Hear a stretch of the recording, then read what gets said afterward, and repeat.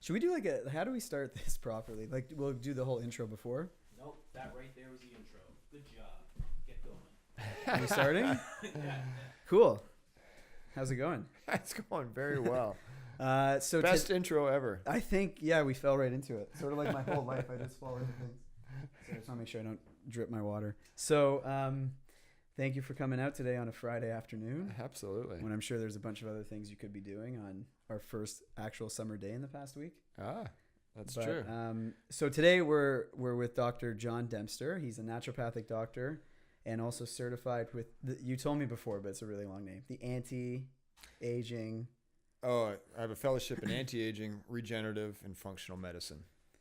Okay, perfect. So I know a bunch of the people watching know what that means, but do you mind getting a little into what that is exactly? Sure. Yeah. I mean, well, first of all, I was heading into, I'll give you a bit of my backstory here. I was heading into regular medicine, quote unquote, for a very long time. Basically, I didn't know any different in growing up. I come from a pretty, standard medical household. My father's a dentist. His dad was a dentist. We actually had 3 generations of dentists. And, we were health conscious, but we were, doing the regular medicine things. But along the way, 2 of my uncles passed away at a very, very early age, and they passed away from chronic illness. And I remember, I was about 13 at the time. I remember asking, they went through standard treatment. They got their medicine. They took their drugs that they were prescribed, but they got sicker and sicker and they died. And as a young kid, you ask that, it's like, how come that didn't work? And I remember that kind of stuck with me. And at the same time, it had a profound impact on my parents. And so they both had lost a brother. And so they did a 180, and we were suddenly that family that was juicing vegetables before dinner. And I wasn't allowed to go out the door in the morning until I had my shot of cod liver oil, which, as we know, tasted a lot different probably, 20, 30 years ago than it does now. And I wasn't allowed to go out the door to school unless I did that shot of cod liver oil. And I remember putting my heels down a couple of times because it was so bad. How old were you at that time? This all began when I was about 13, and so 13 through my teenage years. But what happened is that I started to realize that, hey, we're not getting sick. And, a lot of my friends, other things would be happening with them or their families. And my parents were, very active, very fit, and, playing lots of sports, and we were very active in the community. So I remember that started to change the way I thought about medicine. And so as I went into my pre-med degree, still not knowing anything different, what other medicine is out there, I was asking all the med schools as I was going through my pre-med degree, who offers nutritional medicine, and what does your curriculum look like with nutritional medicine? And I'd always get crickets on the other end. And at best, I would get, we have an afternoon in your 8 years. Yeah, I heard, I was speaking to a medical doctor who's in our field, and he said the thing that was alarm bells to him, it was actually one class on nutrition. And it's gotten a lot better. But at the time when I was making these decisions, I was like, wow, that's not really what medicine is about. Hippocrates said, let food be thy medicine. How come we're not being taught that in allopathic medical schools? So as fate would have it, one of my colleagues in my 3rd year of pre-med said, hey, I'm applying to this naturopathic medicine thing. And again, never heard of it. So I decided to check it out. Long story short, I decided that was definitely where I needed to go. Yeah. That was my calling, my passion with nutritional medicine and natural medicine. That was where we would get the adequate training. And where, back to your question, Jordan, where functional medicine came in was, while I was into nutritional medicine, I really wanted to customize programs as I became a doctor, really wanted to customize my programs to their biochemistry and to their genetics, and based on their environment and their psychosocial environment, everything that had to do with their body. Functional medicine now gave me a set of tools that allowed me to really customize these programs. And what does functional mean? I think people might not know what that is. Well, it's a great question. The term functional medicine is treat the root cause and treat the individual and do it in a non-invasive manner. And that's really my twist of what functional medicine is. And if you got on any functional medicine website, that's what you're going to see to a large extent. Which to me seems like that's what medicine should have been like from the beginning. Well, I do believe that and I agree. I do believe that Western medicine plays a huge role, and we have to have that. It's amazing in crisis management and in acute care. Don't come to me if you're having, unfortunately, a heart attack, touch wood. That's something that we hope to prevent and hope to help people so that they stop having these issues. But there is definitely a time and a place, but we're certainly missing the boat, Jordan, on the treatment of a lot of the chronic issues. And, where do we begin, right? We're faced with a pandemic of heart disease, cancers, autoimmune disease, gastrointestinal issues, all of these things right now we're plagued with. And it seems to be that the more developed the nation, the more these issues seem to be prevalent. And so you've been a doctor now for, you were telling me earlier, 11 years? I'm in my 11th year, yeah. Are you finding that those diseases are getting more prevalent amongst people than it was, let's say, 11 years ago? Are they getting more severe, more common starting younger? Or is it almost the same as it was when you started? Oh, no. I think statistically we're seeing a rise in these things. Now, the question, to be asked is, are we getting better at diagnosing these? Or is there really, a higher prevalence? And I think it's probably a bit of both. We're certainly seeing that with, a lot of the autoimmune illness right now. Right now, if you took all the autoimmune illness that's out there, and there's, at least over 220 different conditions that are considered to be autoimmune, if you classified them all together, they would be more than heart disease and cancer combined. And so, you don't really hear about it. We don't, because they're all broken up individually. And there's a lot of those that seem to be on the move right now in the wrong direction. Yeah, like when I was in school, we would have the Heart and Stroke Foundation, or we'd have the cancer awareness walks for charity, but I don't think we ever heard anything about autoimmune conditions. No, and I would agree.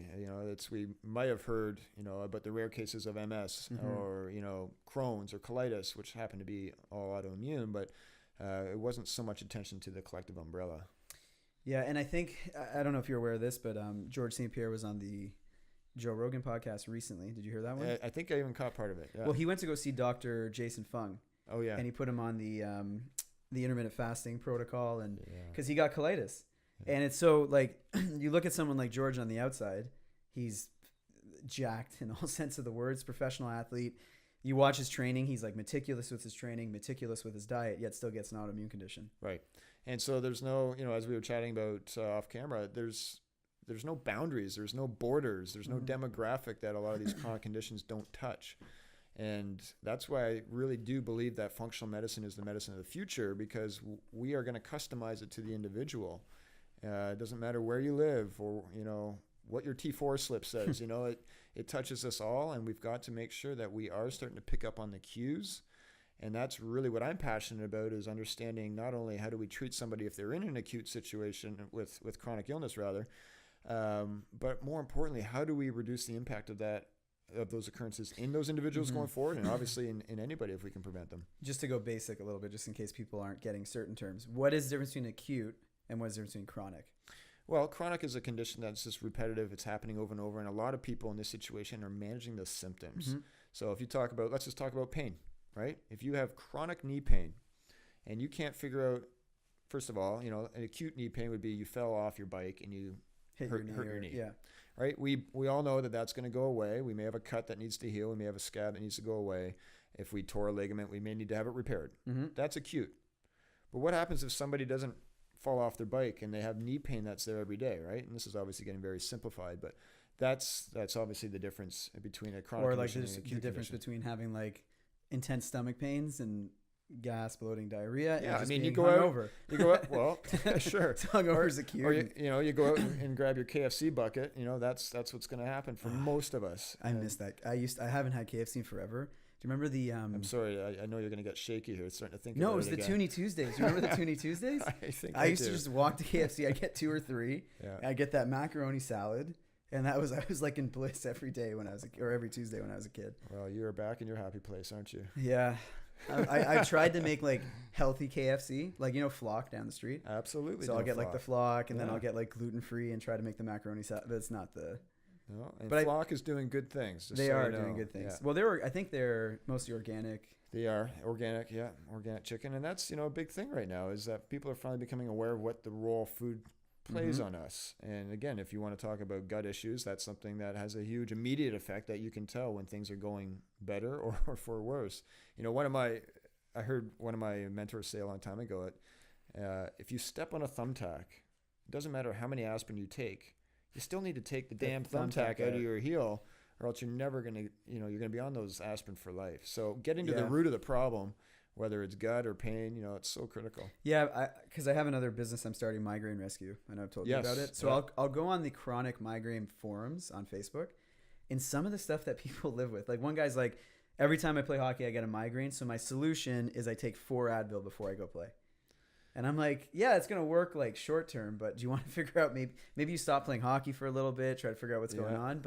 Well, is that preventative medicine? Well, it is, I guess, in one sense, but the real preventative medicine is don't put out one fire by starting 4 others. What's the term? There's no free lunch. So like eventually that's going to, well, I guess, yeah, there's no free, eventually it's going to come back. So when you were talking about understanding someone individually, so like I'll go to my medical doctor, I get my blood test done. They see some markers. Mm-hmm. I'm aware of the different tests that you do to figure out like somebody's total picture. Instead of being like, I go to a doctor, I have migraines. So they're going to treat me the same as, let's say Colin over here. Let's say if Colin had migraines, they'd be like, okay, Colin has a migraine. So we're going to treat Jordan, Colin as the same type of person. And then they might be like, oh, that 60-year-old woman, she also has migraines. So we're going to treat them the same. Meanwhile, all of us have, I would assume, different causes. So what do you do in your scope that would be like, we're going to treat, Jordan and Colin as the individual rather than just this disease that we're going to put on them? And that's exactly what functional medicine is about, is separating that, okay, you fall into this diagnosis, therefore you get X treatment. So, let's talk migraines. There are so many different possible triggers for migraines, and you being a migraine expert know this. Is it something that's in our diet? Is it something that's in our environment? Is it something that's in our gut? Is it something that we're deficient in? When we're doing a functional medicine workup with our patients, we will actually run some tests that are quite sophisticated, yet simple to do, that are going to be looking a lot deeper into the root cause or the root trigger. We tend to go way upriver. And again, I'm not saying this disrespectfully to any medical doc out there. We're a nice complement to each other. But unfortunately, most of my patients that come to me have been to 7 other doctors. They've all had blood work done. But the blood work's been very rudimentary, and it's ruled out a lot of very serious things, which is important to do, but it's not getting them all the way, and it's not getting them the answers that are going to uncover the root of the problem. And so we tend to use tests, and we're obviously in Canada, and some of your listeners may be abroad or in the States. Well, in Canada, there's certain lab tests that are covered, and there's a lot that aren't. And so functional medicine, we have that ability to start using tests that are privatized, so that we don't cut any corners, so that we really make sure that we don't leave any stone unturned, and get to the root of the problem. Yeah, like I think the best reference I heard when comparing like the traditional medicine doctor to what you do is they were referring it to a house. So like when you go buy a house, you're going to get a home inspector to come in, check the cables, check if there's any electrical issues that might cause a fire, and then if there is, they say fix this, and this, and now you're safe against a fire. Whereas when your house is burning, you don't call the home inspector, you call the firefighter. That's right. So in our industry, we're more of like the home inspector, and then the regular medicine or conventional medicine would be that firefighter. Yeah. But like I get frustrated sometimes with the shortcomings, and like when I was really going through my issues, I originally thought I wanted to be a stockbroker. So I still remember what happened to me. I went to vacation in the Caribbean. I went on a cruise for my mom's 50th birthday. And I got really sick on the way back. I didn't know why. And all of a sudden for the next 9 months, I was like, I had to sleep 12 hours a day. I couldn't get out of bed. I lost something like 15 pounds, which I was already somewhat thin. So that was alarming. My lymph nodes all swelled up. And I went to the doctor 36 times in 52 weeks. Wow. And I knew that number because I wrote, there's something you have to write called the Canadian Securities Exam to recommend stocks. The first part I did, I got like an 84. I was studying, I was immersed in it. I was working in that environment, so I had the language down. For the life of me, I couldn't pass the second part. So if you fail twice, they're like, you got to redo the whole thing. But I put in a note, and I was like, what if I get a doctor's medical reason, can I get a third chance? They're like, sure. I went to the doctor, and they printed that I went there 36 times. And then when I asked the doctor, like, why do we just keep running these same tests? They had no answer for me. Like, they wouldn't go deeper than those, like, basic markers. Right. And now we're at an point in Ontario, and I don't know the actual number, but when I went to my family doctor last, it was like, well, you're a healthy male, you're 30 years old, you're going to come back to me once every 2 years or 3 years. It was something that they don't even want to do the annual checkups anymore.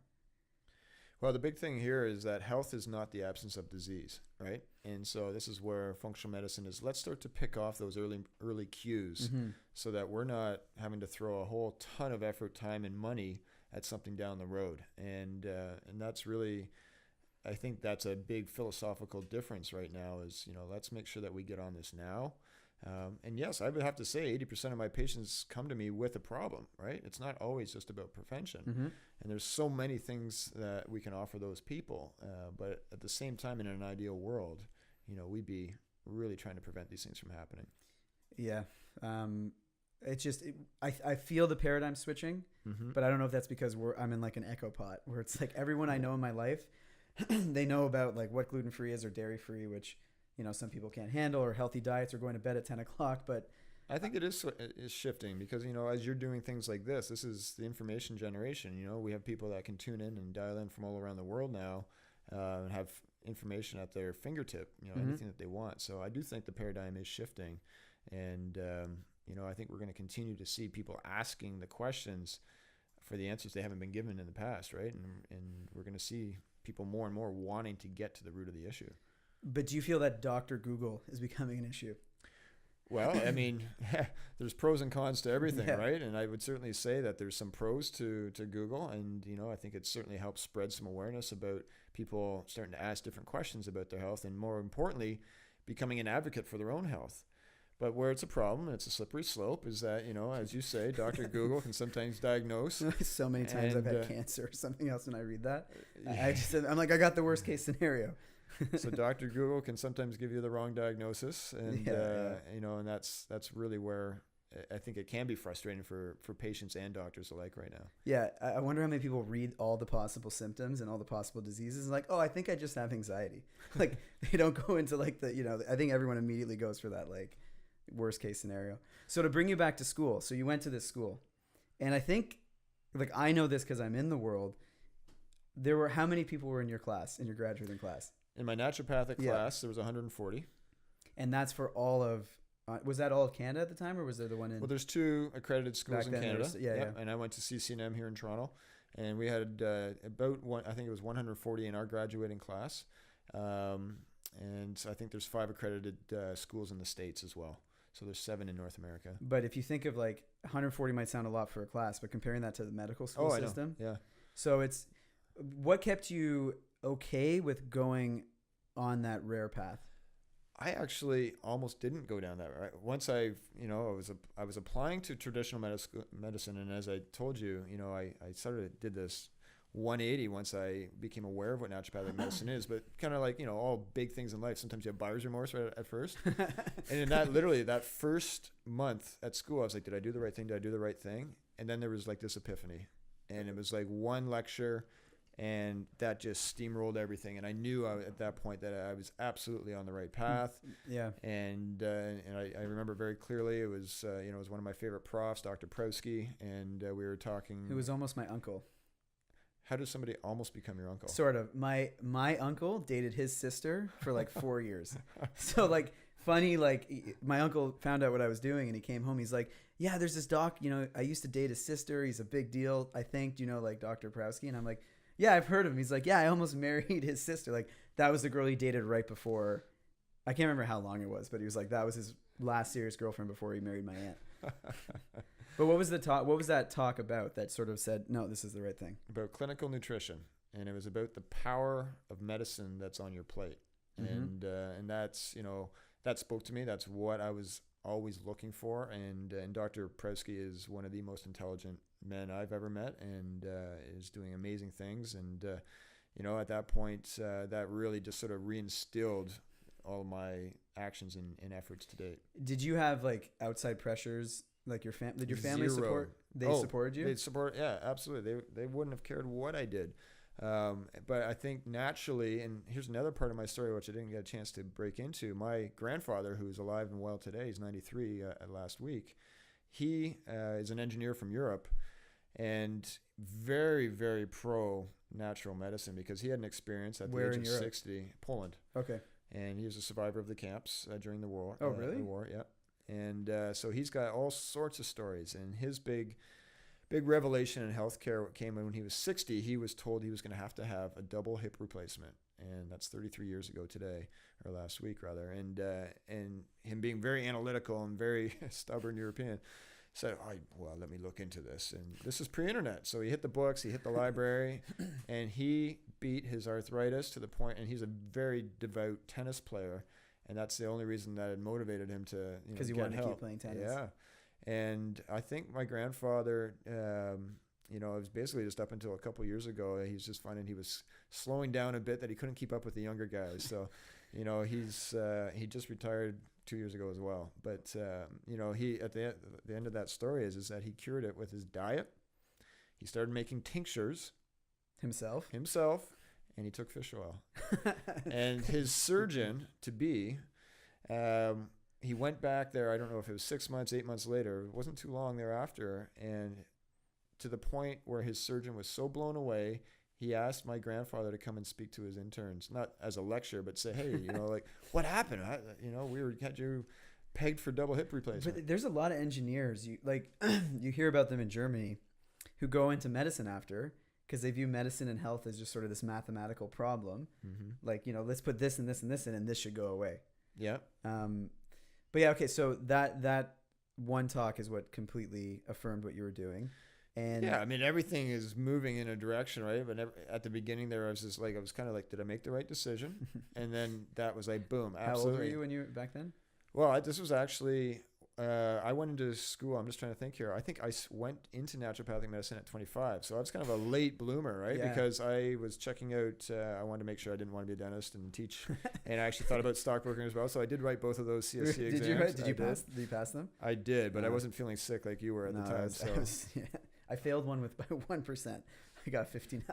Well, yeah, you know what? Look where you are now. Right? I just wasn't meant to do it. Yeah. But all those things that sort of propel you. And then I remember being in naturopathic medicine saying, I really want to make sure I'm treating my patients in a customized fashion as much as possible. And that's what functional medicine really revealed itself to me. And I really wanted to make sure I was, an expert in that. So you were one of the first doctors, if I remember correctly, to actually go to the States to get the additional training and get certified in anti-aging medicine, right?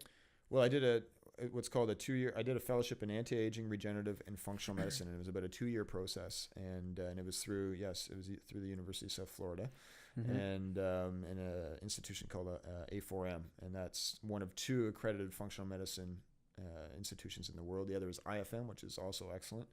And so that's how I became board certified in functional medicine. Why did you feel that what you had wasn't enough? Like, what pushed you? I find that there's a certain psyche with people. We should always be learning. Mm-hmm. And I wanted to surround myself in an environment that was constantly going to keep me on the cutting edge. And it's not that I didn't learn enough in naturopathic medicine or going to continue, but I wanted to make sure that I was in an environment with people on the cutting edge mm-hmm. of science, of technology, and that we're aligned with the philosophies of naturopathic medicine. And really, that's what functional medicine is. Functional medicine embraces naturopathic medicine, not to confuse anyone who's listening, but it just brings a lot of the state-of-the-art testing to the table so that we can customize it and customize a program to somebody. And that's, to me, where I think the medicine of the future is going, is this customized, personalized approach. Okay, so yeah, you've mentioned the whole individual thing quite a lot. So what do you do? So you're saying you do all these different tests. What is the first thing that you try to customize? Do you have does everyone get the same starting point, or is it all depending on the person? All depends on the person. Let's say you come to me and you've got gut issues, right? Mm-hmm. So I'm going to make sure that I'm getting that foundation laid. And, you talked about a house analogy earlier. Well, I talk about a house analogy too. I say I start in the basement and I get that foundation, that cement needs to dry before I start putting on that first floor and then the walls to the second floor and into the roof. So we do things in very logical sequence with our patients, but I throw the net out really wide with some of the initial testing to make sure we're not having any thyroid issues. Just because you have a gut issue doesn't mean it's just in that area. Right? It can go everywhere. It could be your liver, it could be your gallbladder, it could be your brain. You could be so stressed out that your vagus nerve is firing and that you're in constant states of IBS. So we make sure we throw that net out pretty wide at the beginning and rule out any major low-hanging fruit mm-hmm. that we could, knock off right off the bat. And then we build on that.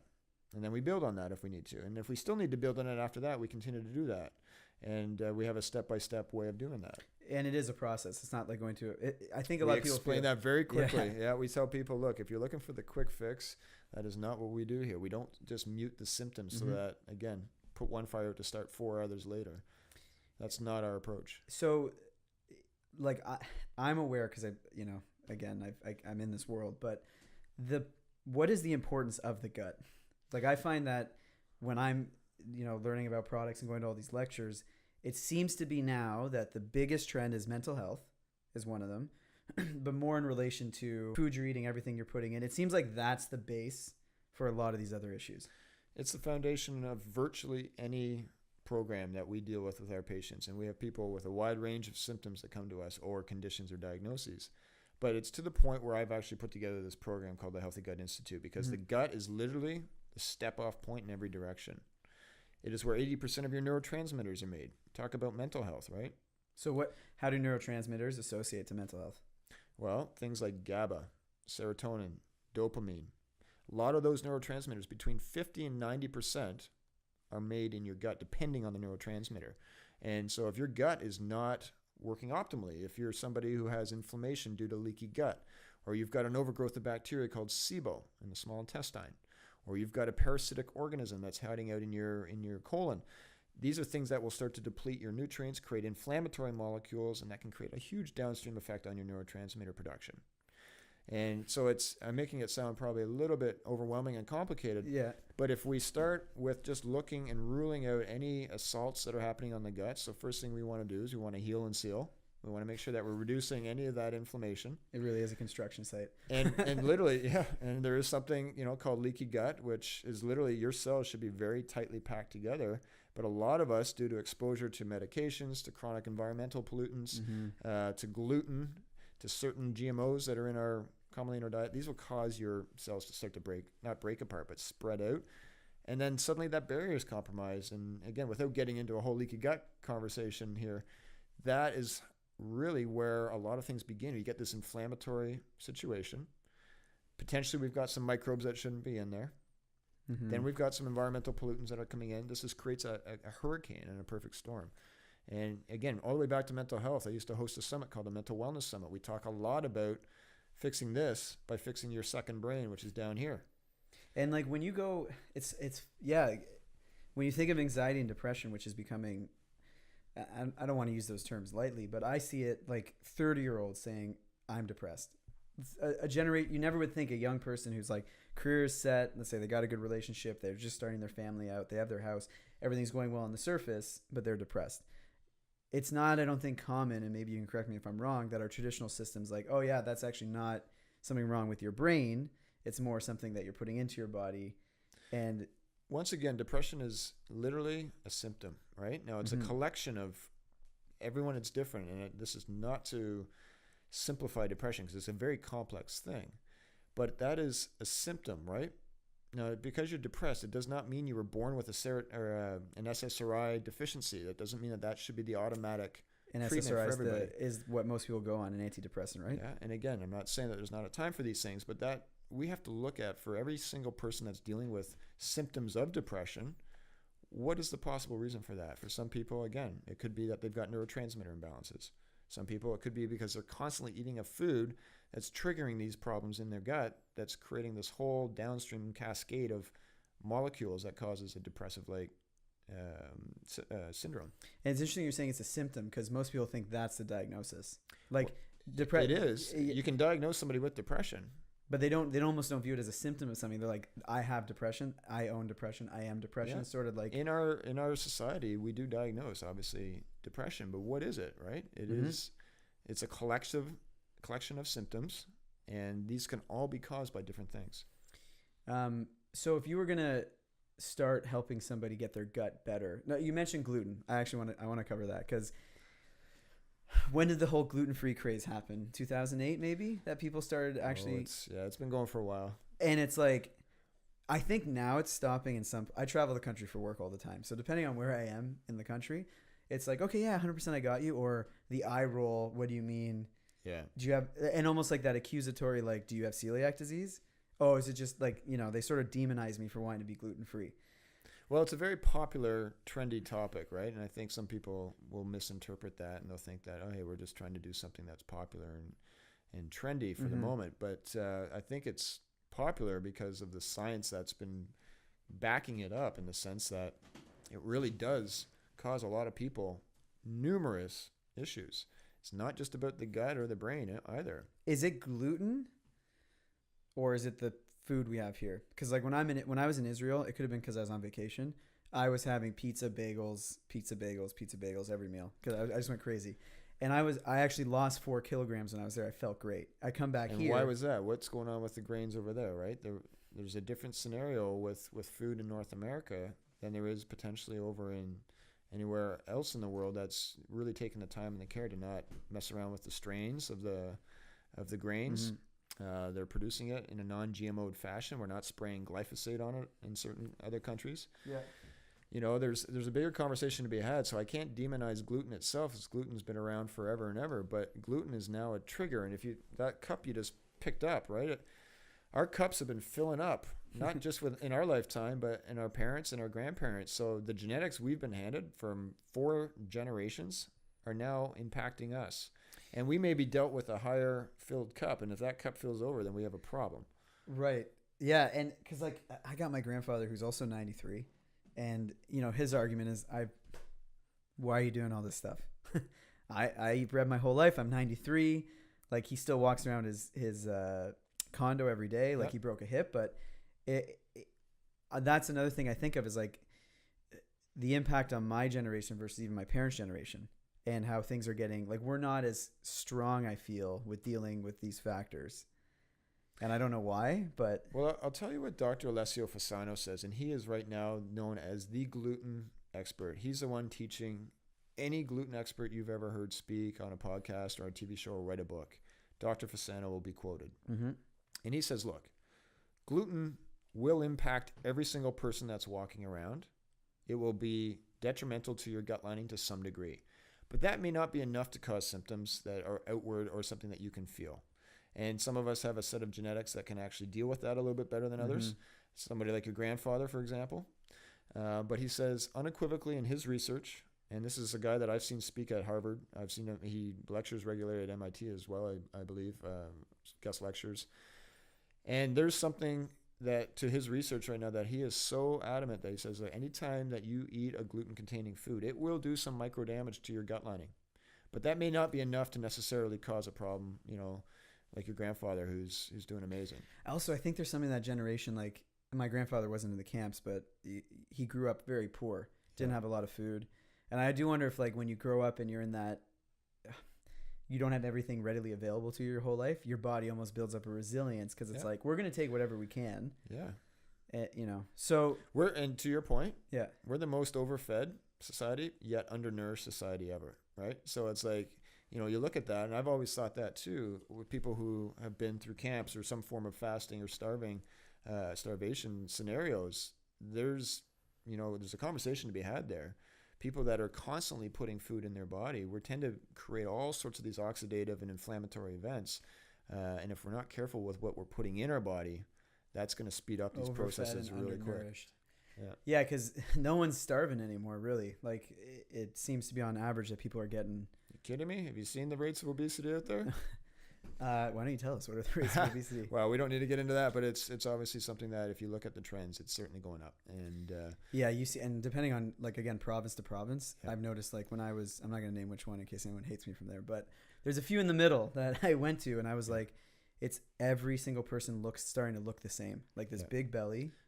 You know, and obesity is, again, another much bigger conversation to be had. It's not always just food or somebody overeating. It's not what it is for many situations, but it's a big starting point. And even getting back to the gut, like, there's all this research they're doing now where they're taking the microbiota or probiotic of overweight people, putting it in relatively thin people, and all of a sudden the thin person's getting a little bit fatter, and then they do the vice versa, and the person who's overweight's getting a little bit thinner. So it sort of brings it back to that gut idea. Can you clear up a little bit about this whole probiotic? Because most people think, I just take a probiotic, I'm good. Okay. Well, that's incorrect. Okay. Just to put it bluntly. there are so many different tiers and qualities of the supplements that are available right now. And, you know, it's a blessing that we have all of these tools at our fingertips.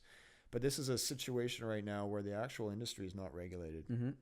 And so what that means is that not every probiotic is created equally. Not every probiotic is what it states on the label is actually in the pill. And obviously there are thousands of different strains, and we are just starting to learn about what these strains do. And I really have to stress that we are in the infancy of learning what's going on in our microbiome. And obviously there's been a lot of research in the last 5 to 10 years right now in that area. But we are still, in my opinion, we're just starting to scratch the surface there. Because if you take every cell in your body, let's put this into perspective for a moment here. Take every human cell in your body, you are outnumbered 10-1 microbes in your gut to human cells in your body. Now, that's not even the real kicker. Take all of the genetic material in your body, all of your human cells, all that DNA and RNA, times that by 100. We are outnumbered 100-1 when it comes to genetic material that is bacterial to human.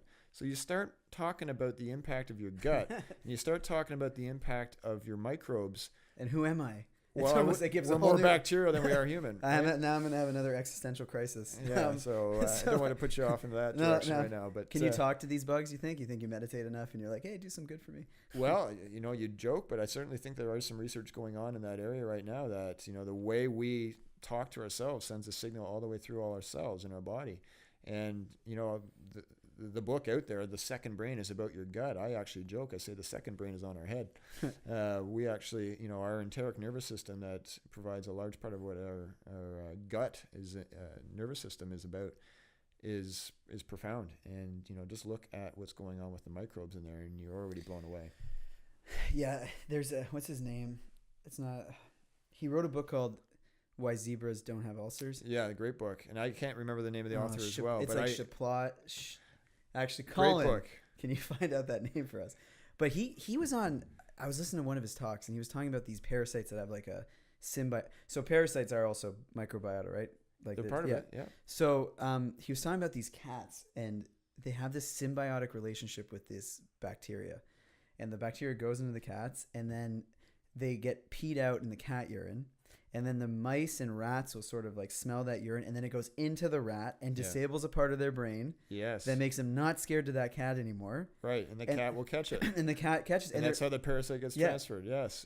And then they found in primates, like you'll drop a snake into a group of like monkeys, and all the monkeys will freak out. They're scared. Like it's like an archaic ancient fear. And then they get this parasite in them, and they're not scared anymore. And then they're finding in humans now, I think it was like all single human motor accidents, or like a high population of them, humans have that parasite. So if they're like on their motorcycle, they're driving fast, and then they're finding in different cultures, like if they're more aggressive, that parasite's more present. So it's like who controls us? Toxoplasma. Yeah. What's his name though? Do you have his name? Robert M. Spelunky. I wanted. Yeah, that's a good book for anybody who wants to like. It'll sort of show. But that gets into your whole gut thing again. Like, why don't zebras have ulcers? Why do humans get ulcers? How affected is our gut by our lifestyle? Well, we've got this nerve that goes straight from let's talk about the number one brain that we're all so accustomed to talking about. You've got a nerve called the vagus nerve that goes from your head down into your enteric nervous system, which is your gut, right? And so I love that you brought up that book, because I quote this a lot with patients. Like the whole tenet of the book is these zebras, they're hanging out in the plains, and they're eating grass, and suddenly a lion will appear, and as you've seen in National Geographic, that chase is on, right? Well, statistically, that chase is over in 2 minutes. Either the zebra is lunch, or it's evaded the lion. And what's fascinating is what happens when the zebras get away from the lion. Within about 5 minutes, and I can't remember the exact time frame, but it's a small, short time frame, that zebra is gone back to eating grass and chilling out. Now, what do? Well, somebody cuts us off in the highway, and somebody says something to us that we don't like, or we see something stressful on TV. We ruminate, and we think about it, and we constantly worry about it, and we wake up dreaming about it. maybe I'm exaggerating the cutting off thing here. We're probably not waking up dreaming about the guy who cut us off on the highway. That depends. But the point is that if it's a hot girl, maybe I will. But we're not going to talk about those dreams here, Jordan. But the point is that we don't let the stress go, and what that does is that keeps us in this fight or flight process, right? And it's not that we shouldn't have any stress. We need some stress to survive. But if we're constantly in the sympathetic state, which is this fight or flight state, we are putting all of our healing processes, our digestion and absorption processes, our hormonal rebalancing processes stopped. Because you don't need those when you're running away. When you're running away from a lion, you just want the blood to go to your legs, to your arms, and to your head so that you can think clearly and evade the predator. So I have to laugh, but this book is beautiful, because if we could just move away or deal with our stress better, and again, we have more stress, in my opinion, now than probably in a long history of human stress. Mm-hmm. We probably have more that we're dealing with now with all of the instant stuff that's happening with technology. Yeah. And, we're working longer hours. Or even being not attacked. Like, these are bigger. Yeah, these are huge conversations, but it's profound when you think that does to us. I wonder what Eckhart Tolle's microbiota looks like. I would be interested as well. He's like a zebra almost. But so, yeah, and it's like you can't even unplug anymore. Like I started this new practice on day 3 where I shut my phone off 8 o'clock at night, and the amount of the anxiety I felt by not being able to look at my phone was insane. And then they're showing now that phones are causing something called dopamine resistance. Oh, yeah. In a way, because you're like small hit of dopamine. Instagram, boom. Oh, somebody likes my photo. Boom. Yeah, it's a big deal. I love that you take that phone off, by the way, because I do these canoe trips in the Arctic every summer. I just was going to ask you about your lifestyle. Yeah, like what do you do to balance out? Well, just quick sidebar here for 1 sec. When I go up on these trips, and I've been doing this for 22 years, we do a different trip every summer, different river. Obviously, we're in an area that's very remote, and we're not going to get our cell phone reception. So, phone goes down. Now, I look forward to it, but I remember usually the first like kind of half day, you're like you kind of like, oh, is everything cool at work? Is everything cool at home? You get that kind of itch, right? Hold the phone, look itch. Yeah. But it goes away, and I'm telling you, I never sleep better. For 2 weeks. Well, mind you, all we're doing is paddling. Where do you go stay in Ontario, or do you go outside? No, we're up in the Arctic, so up in the Northwest Territories or Alaska, or Nunavut. And how many bears have you seen? Quite a few. Like, have you seen a polar bear up close? Yeah, many. Are they freaky? Yeah. They're beautiful. They're majestic, but they know no fear. And they know no fear, which is how big are they? They're huge. They can be massive. Yeah, they can be bigger than this room.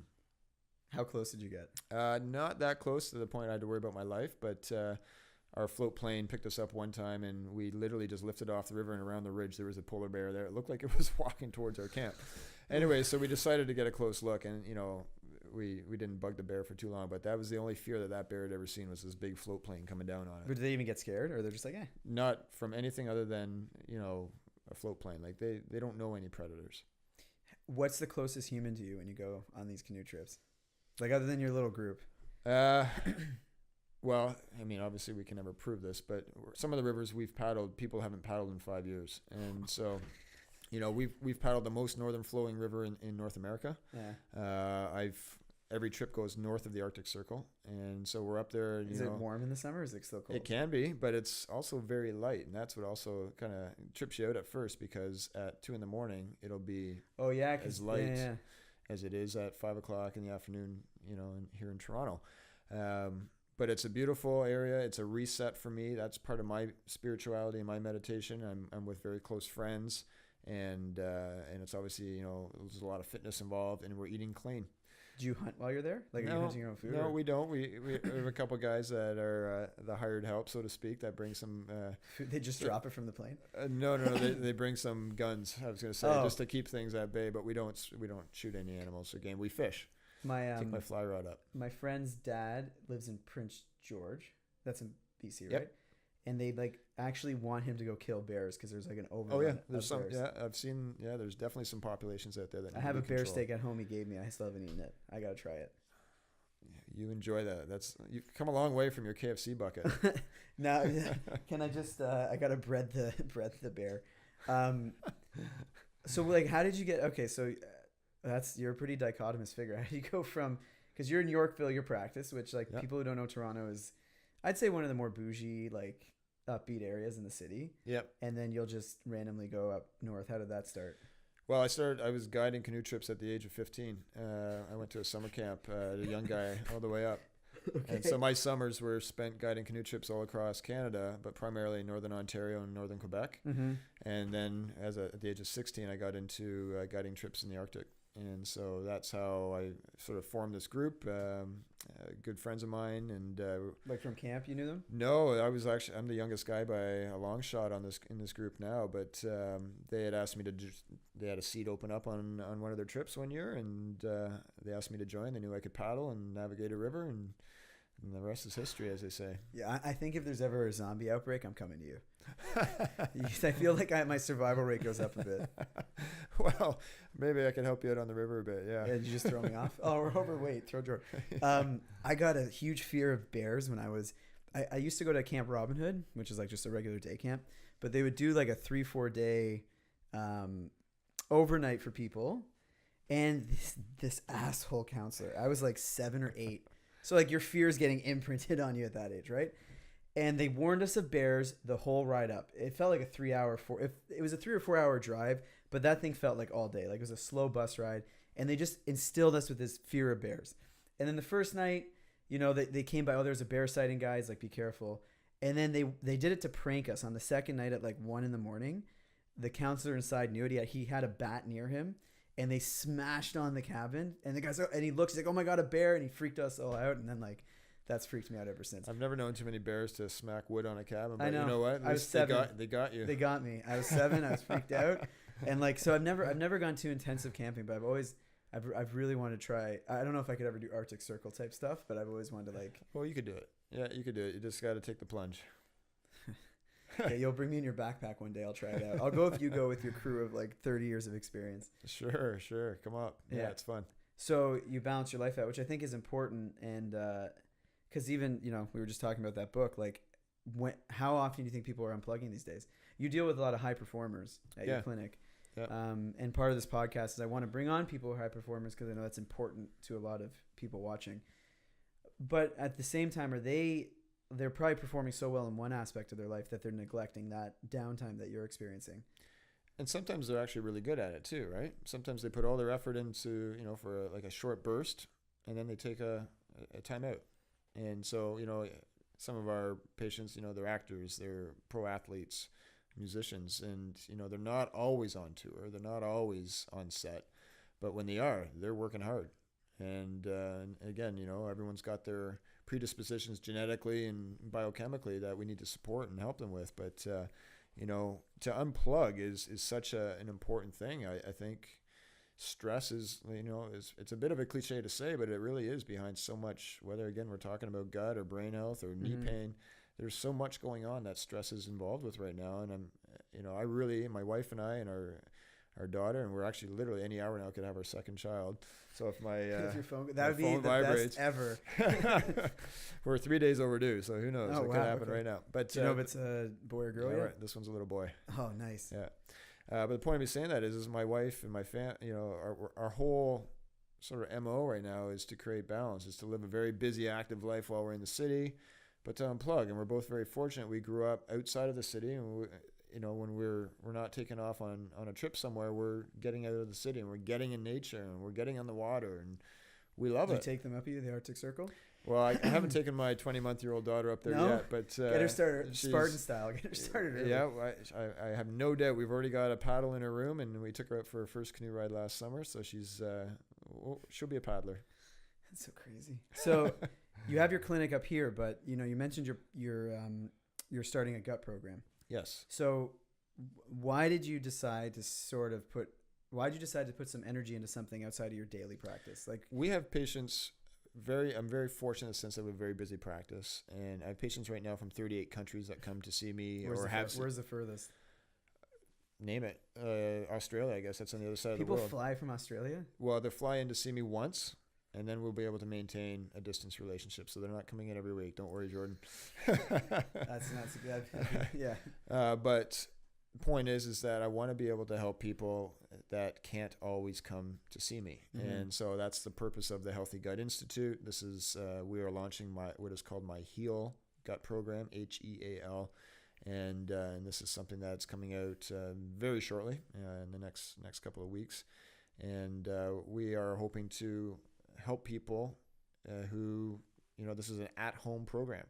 They don't have to leave their couch, although we're going to encourage that as part of optimal health. But we want to make sure that people aren't finding any obstacles to start to get well.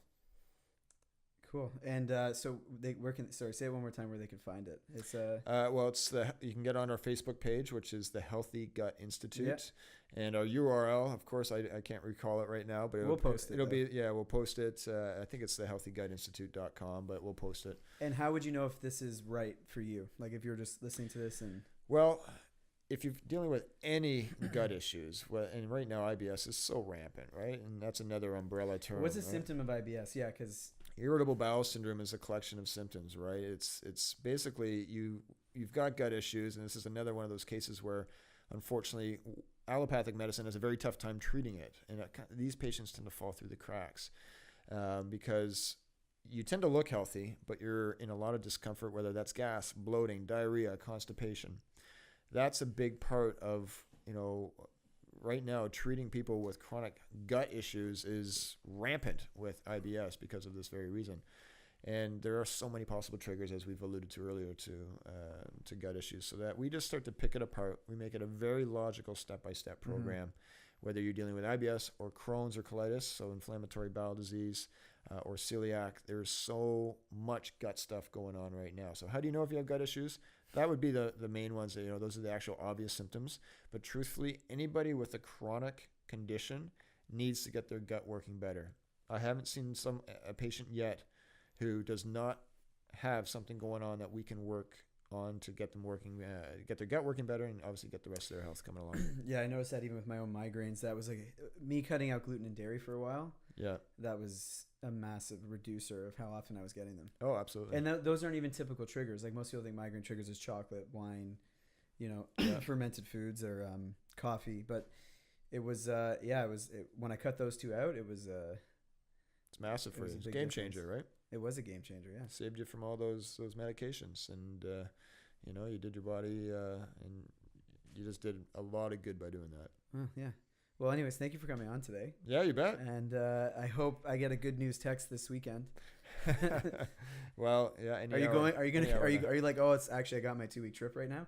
No, actually, I had to cancel it. This is the first year that I won't be on this trip. What? Oh, is it like? And in fact, the whole crew canceled it because of this. But we're already talking, and I was texting today with one of my members on the trip, and we're already talking about next year. So I feel you're one of those guys that like, when the whole going to Mars thing opens up, you'll be like, yeah, I'll go. Like you're like, I need colder, I need something a little bit more north. Well, as long as my family can come with me, but that's adventure's fun. Yeah. Well, anyways, thank you very much. Yeah, you bet. Yeah, we'll talk again soon. You bet. Thanks, Jordan. Ciao. Good job. How long?